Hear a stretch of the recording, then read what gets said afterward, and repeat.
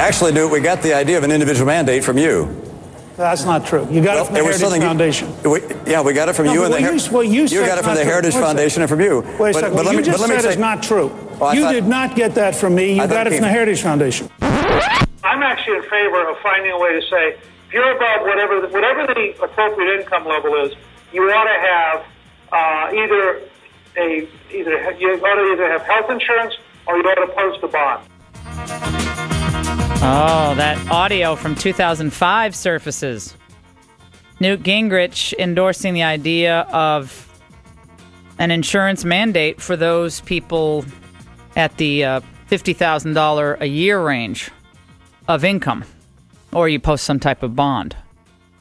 This is getting very interesting. Well, they discussed that at the debate, and it kind of devolved into, well, that was the Heritage Foundation came up with this, and it was during Hillary Care. But Hillary Care was 1993, and Gingrich's comments were made in 2005 at this healthcare ceasefire forum.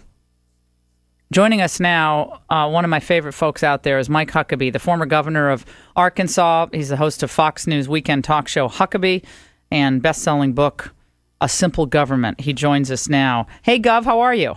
Laura, I'm doing great. And, it's days like this you look and you say, gee, I could have been in this race, but aren't I glad I'm not? Because oh, no, come on. You said that last time. First of all, we got to dust off those lines, Governor. You said that last time you went. First of all, no, you should be in the race. Well, I was just talking to someone last night about this. You should be in the race, number one.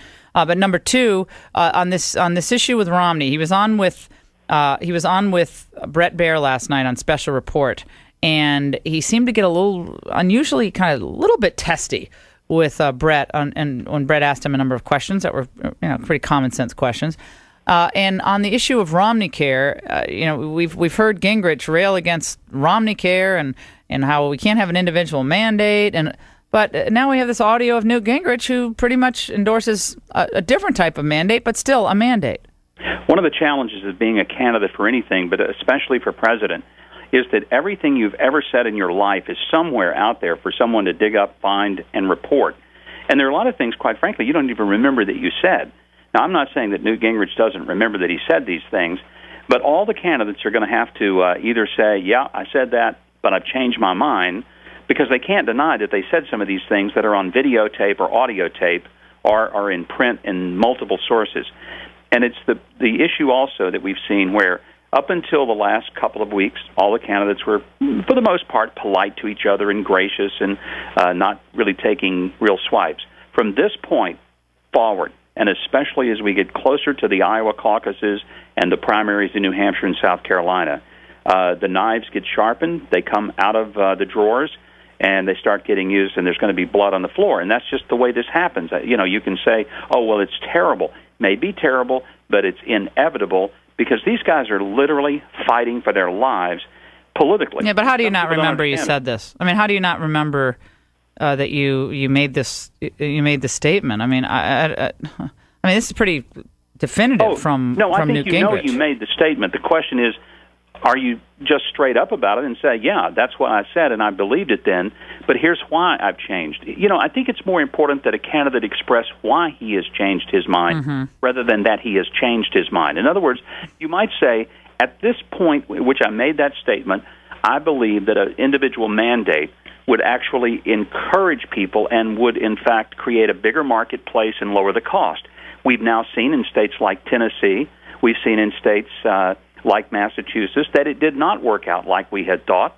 So it's not that I, am changing my mind just politically. I'm changing my mind because I've got enough sense to see that when something doesn't have the evidence to back it up, you don't keep feeding food to a dog that continually makes him sick. You change the dog food. Well, but Romney last night, right? But Governor Romney last night, again, and he's done this before, he got a little test. He's like, I've answered. It's like asked and answered on Romney Care. It was the best thing for Massachusetts. I stand behind it. It would have been unprincipled for me to, just for political reasons, say, no, it was a mistake.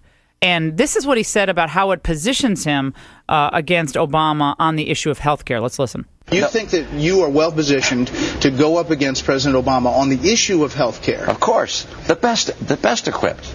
The best equipped. I understand health care. The best equipped. Do you agree with that? Well, I'm not sure. I think Newt Gingrich is probably, in terms of getting into the deep weeds of healthcare policy, is about as knowledgeable as anybody. Now, again, he has his own issues based on some of the things that he endorsed a few years ago. But most importantly, what these candidates ought to be talking about is that regardless of the positions they've taken in the past, they need to express exactly, specifically, what's wrong with Obamacare, exactly, specifically, how they're going to repeal it, and the fact that they're not just going to tinker with it, but they're going to repeal it and start over, but do it right. But Governor, everybody said, all of them say they're going to repeal Romney Care. Every single candidate up on that stage has done, I think, a great job of laying that out. Pretty. Terrific job of laying out how they're going to do that. But nevertheless, that is the biggest bat, I think, that and jobs that Republicans can use against Obama in the general election. And Absolutely. in your book, A Simple Government, I mean, you just lacerated Romney Care. I mean, you just lacerated it. And yet I know a couple of days ago on WABC, you seem to be bearing the hatchet a little bit with the Romney folks and saying that conservatives may have to get behind Romney. So what's changed? Well, it's not that I'm saying anything differently than I've said. No, I do think Romney Care was a disaster, and I think the numbers point out that it didn't work. I think Mitt would have been better, and I said this months ago, to have come out and said, look, I did what governors are supposed to do. I attempted, I experimented, I tried. Our founders had the wisdom to create states so that they would be laboratories of government. And if something worked, the other states could adopt it. And if it But he said it's right for Massachusetts. Yeah, but he does say it's a state solution, and that's fine. I get that.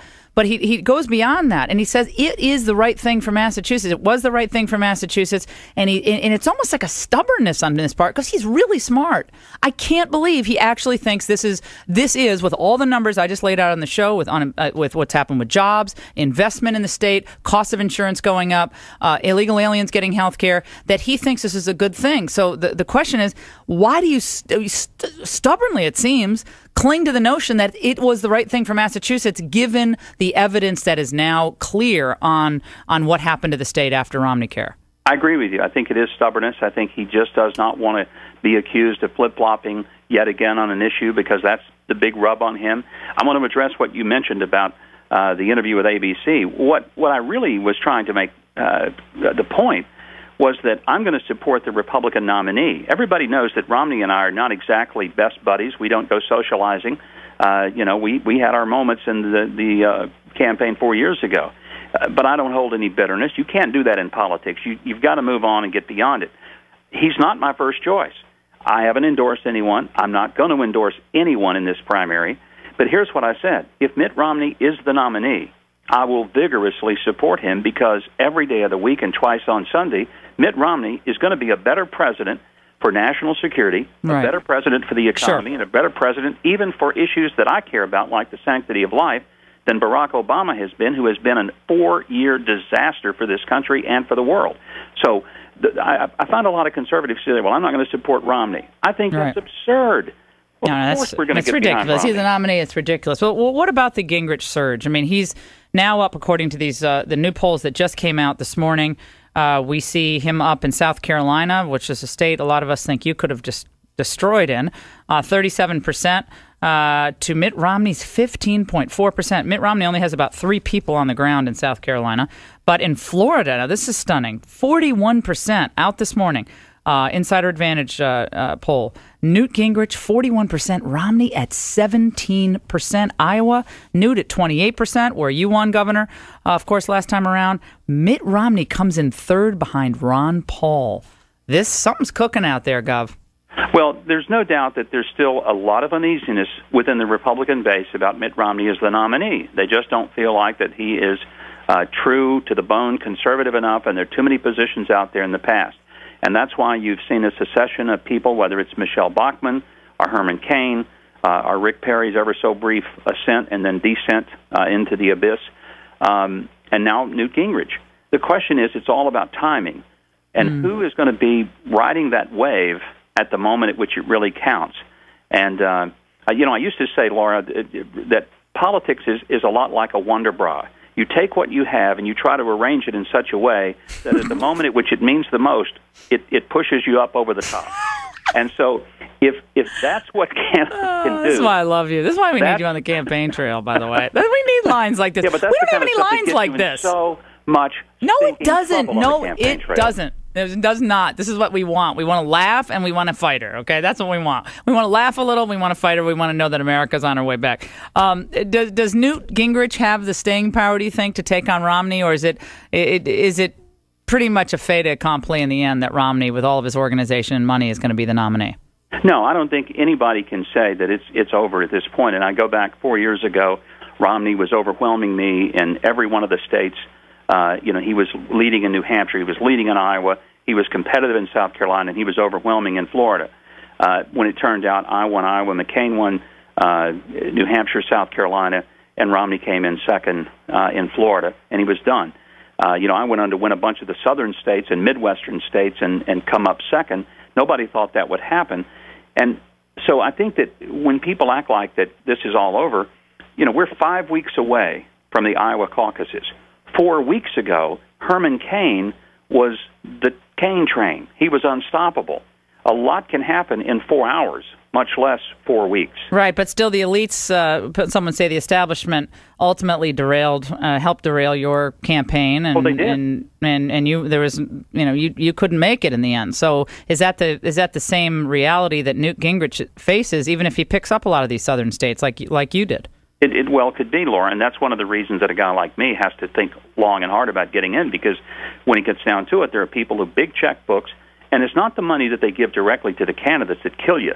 That's not what killed me. What killed me was the independent expenditures, $850,000 in Iowa, almost $1 million in South Carolina of nonstop negative attack ads that I didn't have the money to respond to, and nobody's fingerprints from another campaign was on them.